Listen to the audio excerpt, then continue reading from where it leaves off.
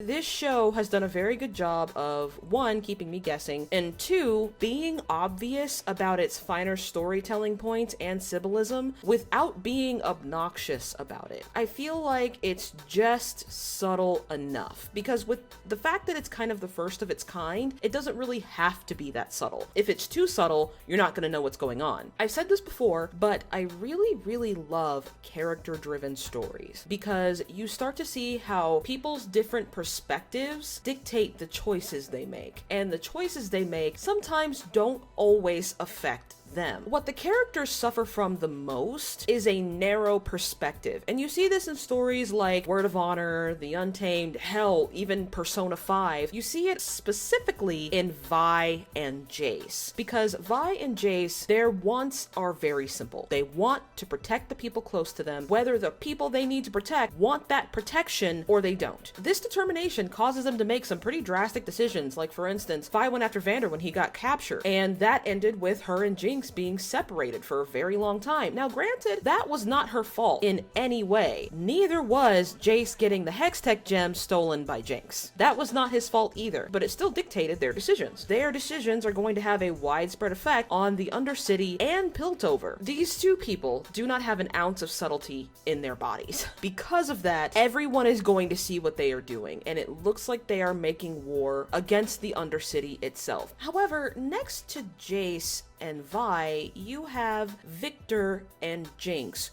who are both trying to essentially regain the agency in their lives. As much as I hate to say it, Jinx is being controlled by Silco, whether he loves her or not. And I'm pretty sure he does. If he really did love her, he wouldn't have let her mental state deteriorate so much, and he wouldn't have let that doctor do that to her. Victor's life is ruled by what the council wants, his own disability, and then his resulting chronic illness, and then obsession with his work. His life is ruled by outside forces. None of the demands that are being made of him are his fault. And those two are making some pretty big moves. Jinx killed a lot of people. And then Victor accidentally killed Sky, who I feel so bad about that. And there is no way for him to explain that. Oh, it's a lot. It's a lot.